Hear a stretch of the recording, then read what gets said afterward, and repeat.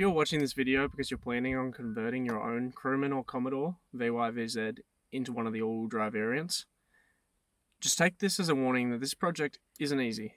It's very strenuous. It will test every chunk of car knowledge you know, everything from wiring, mechanical knowledge, and fittings, the lot. It's not a quick project. It's not something you can knock over in a weekend. And hell, I've been working on it for about a month and a half, and I'm still only partway through the entire project. If you are planning on converting yourself, first up, I'd like to congratulate you. It is not an easy thing to do, and I applaud that you are actually taking this project on. But if you're not here for the sake of converting your own, I hope you thoroughly enjoy this entire series, as it is a headache. You get to watch and enjoy me barrel through all of it for the sake of trying to put something together for anyone in the future who wants to do this. Enjoy. Unfortunately, it wasn't until this point in editing that I've discovered that all the day one footage, the audio has been corrupted. So here's a vague overview of what's going on. The plan is to take this entire LX8 VZ Adventure wreck and convert it all completely into my VY Crewman. Day one mostly consisted of stripping the entire car down, pulling off all of the old gear and external accessories, including the roof basket, panels, tyres, things like that. Now here I explain that the hardest part of the project actually is stripping the entire interior dash loom out for the sake of running the dash loom from the VZ Adventure, as it has the dual climate control system and allows me to run the VZ computers so we can use the cross-track traction control system in order to make the Crewman better off-road. Now, to run the dual climate control system actually involves taking the heater core, as well as it uses a different set of pneumatic pumps in order to actually run where the air is flowing and at what temperatures you'll be using, as obviously the computers run what it designs at rather than the free dials from the normal Commodore system. It's like this feel weird when I've got both units running concurrently at the same fucking time. Off the one good battery, so I can move the guns. I think one of the best parts about all the Commodore interiors is the fact that most of it can pull apart with full sets and down the elevator. So that's what I'm going to pull apart now. All the center console's going to come out, and I'm probably going to start the dash as well. So jumping ahead a little bit, all of the motor and everything is now out of the Crewman, so that I can start freshening up the bay to pull everything out of here, so all the new gear can go into there. Along with that, all of the dash and everything is now out of the interior, so all of that is ready so I can pull the heater core from the inside so that I can do the climate control unit, the heater core instead from the Adventure. Now, the largest piece of this build, and probably the hardest part that I'm going to have to do, is de-pin the entire fuse box here, says all of that wire needs to go through the firewall to come out, and then I'm going to have to do it again when I got to pull it out of the Adventure so I can run all of the ADDI LX8 gear inside here, including the dual climate control and the cross-track all-wheel drive system. Fun. The thing is, deep pinning the entire fuse box would be a much easier job if I wasn't having to label all of the wiring, as the entire body and dash loom from in this Crewman will be going into my mate's VZ Crewman for his barra swap because he wants to use the VY computers and BCM over the VZs. I decided that the loom coming through here, deep in that motherfucker, is been tad quite annoying, so I'm going to go across to removing all of the brake booster and ABS lines and whatnot, because that all needs to come out anyway for when I need to weld these strut towers in properly, because I'm going to be taking off all of the glue and properly welding them in place once I've completely cleared out all of this engine bay and properly degreased and scrubbed it down, because it is filthy.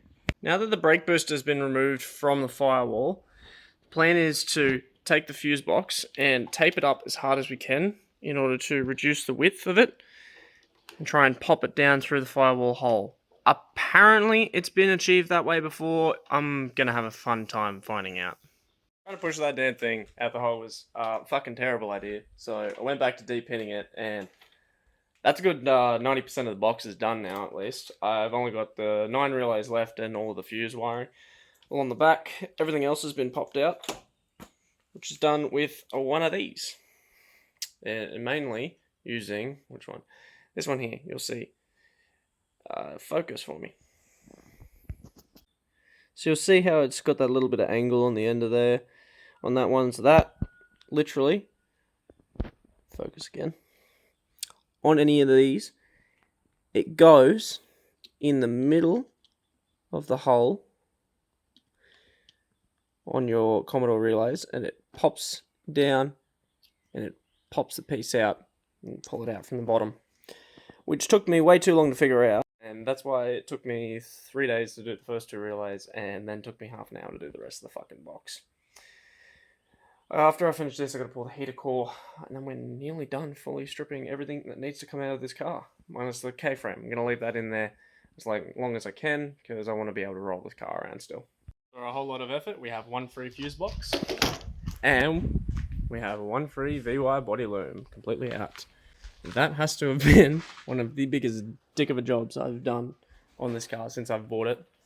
The only thing that's going to be any harder than that, I reckon, will be putting the new one in, since I've got to go and do it all over again, deep in another one, and feed it all back in, across the dash and everything. Fun. So now, onto moving the fucking heater core. Started by taking out the bolts on that side for where all the airbag bolts up top here, them two. There's a bolt down there, bolt there, and there was a screw on there. And there's that piece over there removed. For this side, I'm going to remove these 2 bolts over here. There's one up here behind the steering. Kind of lucky that I've already got all the dash out already for the loom itself. It means that I hopefully can slide this unit out once I've also got the ones in the engine bay out. Also handy that I don't have the fucking motor in there either. So I've had to pull the bolts from here. There's one there, one there, one there. I also pulled the throttle cable while I was out because it's an electric cable for the stuff that I'm going to. I didn't have to pull this. I sort of just pulled all the plastic clips off so that I could have a gaze at how easy it was to remove that firewall shielding, seeing as I got to replace the one in my other ute down the track. Then you're also going to have a bolt that's in there, and I haven't got the other one out yet because I just had some shit drop in my eye, but there's another bolt up in there. Where is it? Oh, I'm trying to spot it again. There, that one right there. So I'm going to need to go grab some extensions to get to there. You are also going to have to obviously remove this unit from the AC part. Because obviously that's not going to fucking fit through the holes in the back there. I forgot to undo that one earlier. And there you go. That's one removed VY heater core. Jesus, it really opens up all that space. I did not think it'd take up that much room, but that's ridiculous. Giving you a very sneaky, cheeky peek of the next episode. There's the motor.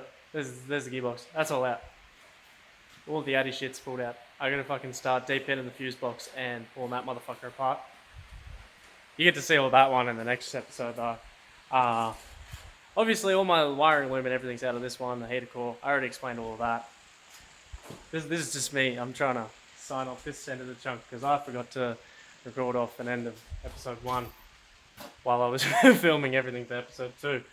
There's my other cheeky sneak peek. We've got the Astra powered steering pump here. I was going to run all the lines and shit for that. Probably down to number 3. So I've already finished all of the recording for number 2.